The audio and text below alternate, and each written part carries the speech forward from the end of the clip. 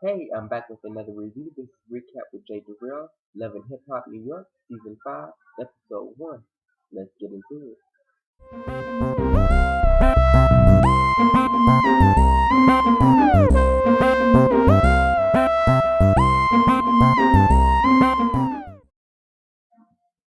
So we open up Season 5, Episode 1 with the recap of what happened in Season 4 after all the arguments, all the love fights and love scenes that happened. And then now we get to the present time of what's going to happen with this season. So we open up this episode with Yandy. Yandy gets the call that Mendices is now being released from jail, I think on probation, but the case is still hanging, loitering over.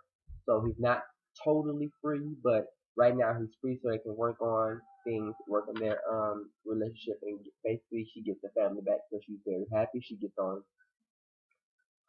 gets in the little band thing, the travel thing that you have when you're a celebrity, or if you have a family, something like what T.I. Rose is, and she goes to get her man Medicine. He's been released. She gets happy. They run up and hug each other. They laugh. They cry. They enjoy each other's presence. Basically, what you do when you see a loved one after many years of not seeing them or many weeks. That's basically the persona that happened between them. So scene two, we get to see Erica giving Finn while she sleeps, with face sleep. She's giving her breakfast in bed. She's having a flower. She has morning champagne that she's giving her and things like that. So Finn wakes up. They discuss their relationship, what's been going on with her and Rich, and now her and Finn is in a good place and they're in a good relationship. So they talk about that, and then Finn brings up the fact that she didn't like when Erica went to BT 106 Park and her and Bow Wow ended up tongue kissing. She didn't like that. She would like the way they feel. So Finn was not Finn, but Erica excuse me, but Erica was like, no, I just caught up in the moment. I'm sorry. There's no wrong or right. And Finn was like, yes, there is a wrong or right. And you were wrong. And she was, you already know how Erica is. She's not going to own up to it, which I didn't see anything wrong with it. You already know that relationship ain't even authentic. You got one confused, you got one just being brought into this life where the real is. So, girl, bye. But anyway, she didn't like the way it happened, so. And it me watching this show and knowing Erica Mena is now engaged to Bow Wow, is it me or? And then they show them kissing. It's like it's just real messy. It's just real funny to me now. The person you didn't like kissing your woman is now engaged. I can't even. So we get to the scene with Amina and Peter walking in on the way to the doctor's office. Amina is 5 months pregnant. They go to check. They go to check out the gender if it's going to be a male or female, which it turned out to be a female. So they're having a little girl. So they go. They run down the list of their relationship of what's going on between Peter being married behind his previous baby mama's bag, and how the relationship went down tumble hill, and how her Amina and Peter are now in a good place and now working on a relationship. She went back to him after she said she wasn't on the reunion, and and then dropped the bomb on him that she's pregnant. So now they're back together in a good place.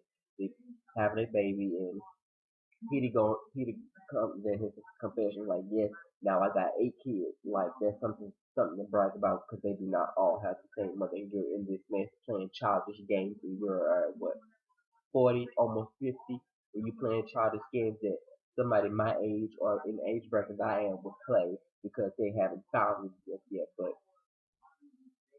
we're not gonna get into that. We're not. So we get the newcomer Diamond.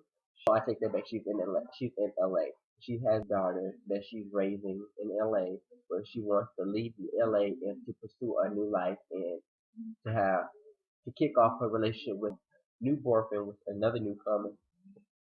Excuse me, by the name of Cisco.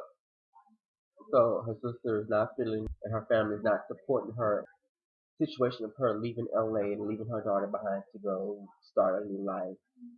Basically, she's not really starting a new life. She's going to be with her man. So you're leaving your daughter at home with your sister back in your hometown, and you're gonna go pursue a man who lives within a lifestyle that I'm pretty sure that you do not approve of. two who lives a relationship based on don't ask, don't tell. So if you don't ask me, am I cheating on you? Then I'm not going to just up and tell you. So already your relationship is starting off on a lie. You don't know much about this man, but you're going to leave your child, your stable living, to go to New York to start a new life and be with a man who is not monogamous. Mona Scott, where do you find these women at? Where do you find who's doing the casting call? Because this is crazy. These decisions that these women nowadays are making, leaving their children behind to go start a new life, and they'll have them come back and get you, and the next be 5 or 15 years, you still ain't got your career.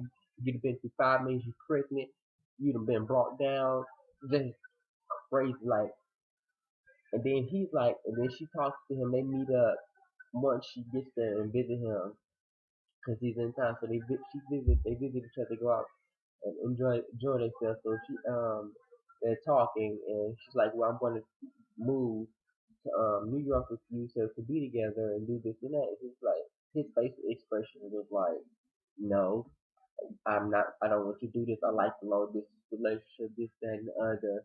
Basically, hiding the fact that he has a woman on the side and he's been not faithful to her. So, with her being long distance, he can talk to her when he wants to talk to her, and then go on about his business without her knowing that he's sleeping with somebody else. I can't, like, you want to leave your daughter for that. So we get the scene with Tara. She walked on behind her. So production, what were you doing? Who was doing the editing for her scene and her introduction for the new season of season 5? But anyway, all Tiara's scene consisted of her running, saying she's gonna fix she's working on herself, working on her body, getting herself back to the tower she once was before she met Peter and had all those kids and went through all the stuff with her in the meeting, and then the three were in triangle of a relationship with kids involved. But anyway, that's not there. I'm skip my seat. But anyway, he comes to the house, picks up the kids to get their haircut, and basically talk to her about they talk about the relationship. Ask would it be okay if the kids met new child that is having this, so meet their brother, meet their new sister. Of course, Tara is still hung up on stuff that happened last year. She used the kids as a scapegoat and using them as hostage. So she did not want Amina Butterfly nowhere near her kids, which is understandable. But girl, bye.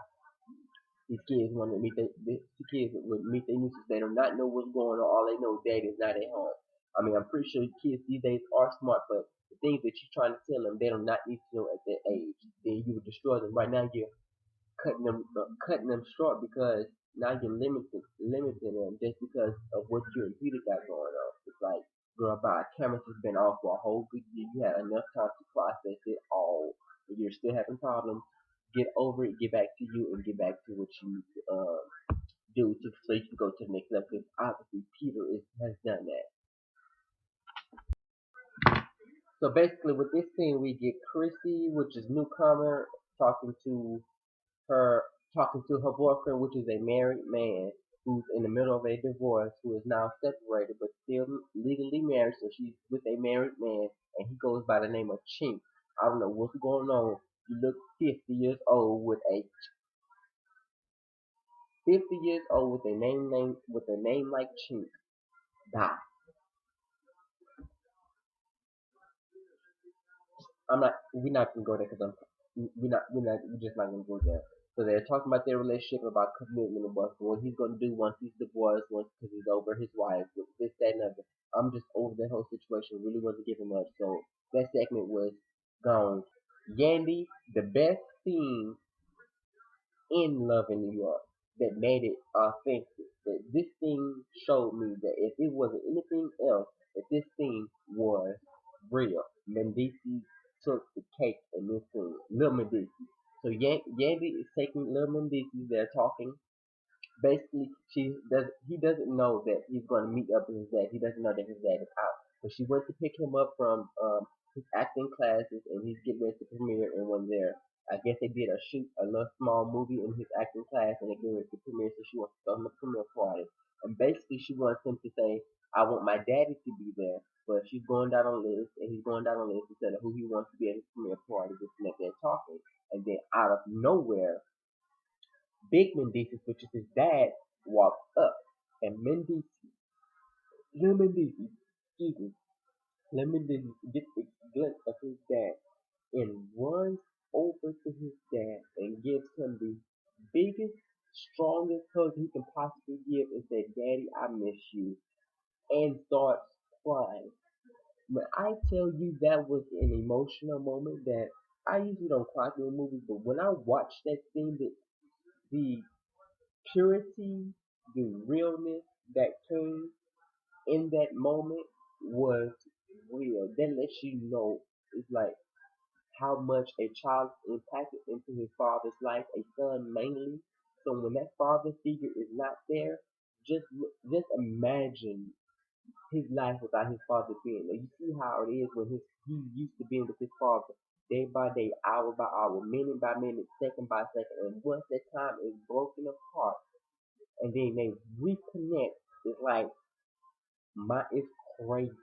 So that will further let you know how a man will react without a father figure being in his life. It shows you how a daughter would act without a father figure and a mother being in the life. The mother's not out there to teach the child about periods, about how to attain herself, and then the father figure is not there to teach the daughter and be the example of how a man should be and how what she should look for in a man. So that moment there showed you realness, purity, and the division of what is like without a father being there, and how much a child, the seed of the father, misses his dad. It was just that scene there. The 2K, that was my favorite scene. Shouts out to Mendices, and Yandy, y'all. I love y'all family. It's real. So we get the scene with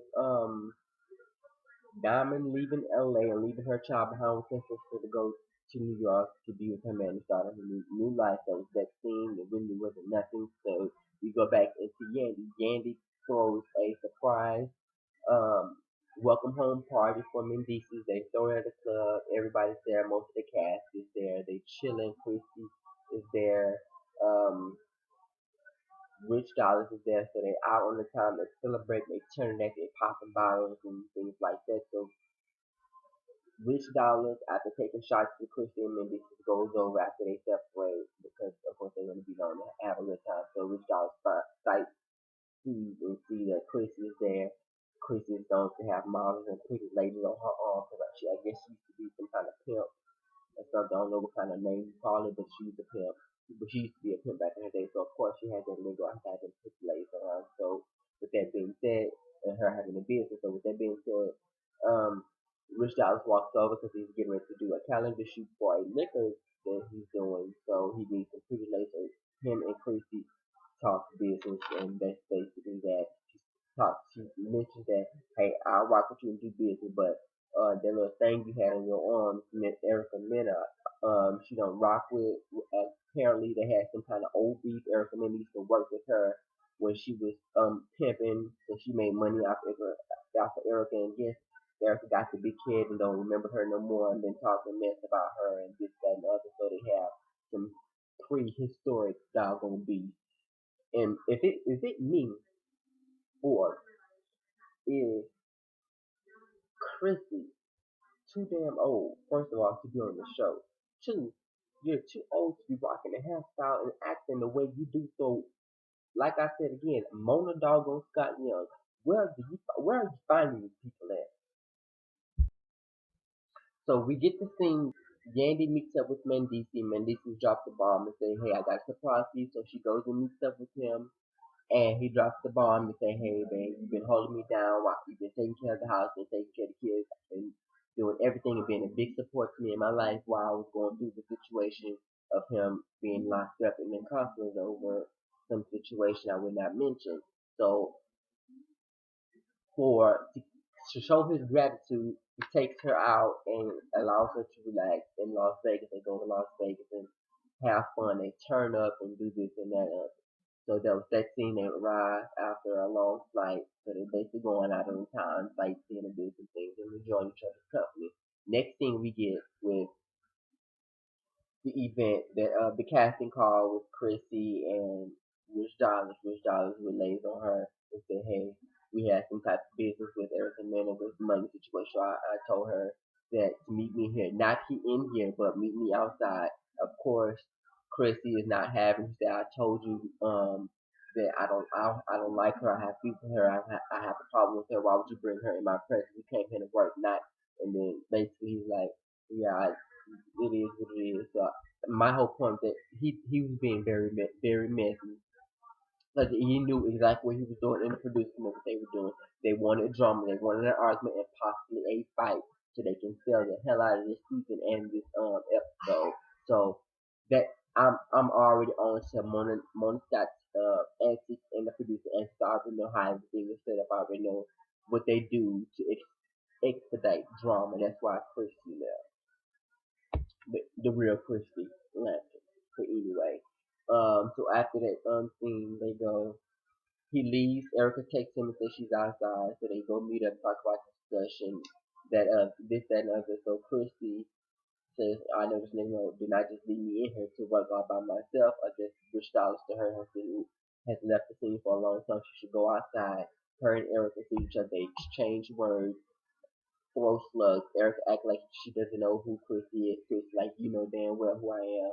You work for me. You're the escort. You can't say me this, that, and the other. I can't. I've been waiting to run into you." Basically, this looked like it even looked like it was premeditated. It looked like it was forced. Like they gave each other lines. Okay, Erica, you gonna act like you don't know her, and Chrissy, you gonna act like you very well know me, and you're gonna just go in on her and throw slugs. It looked very fake to me. It didn't look real. It didn't look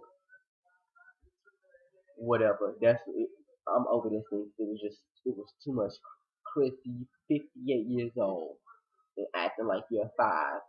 Get it together. Grow up, please. And I'm glad on the next episode that you changed your doggone, or later on into the season that you changed your doggone look, because that mohawk with them designs on both sides was giving me peacock teeth. You too old for that. Stop it. But anyway, last thing we get with Mendices in the car with Yandy, and they're in Las Vegas, and he tells her how much he loves her, and basically bubbles her up and leads her into asking her to for her hand in marriage. So they show up in the parking lot of a small wedding scenery, and they're at the altar. But then, of course, Mona Scott Young gotta make her money in VH1, so they leave that scene there and leave off with her saying, "Hey, I'm sorry." So that was this review. This is recap with J.DAREL.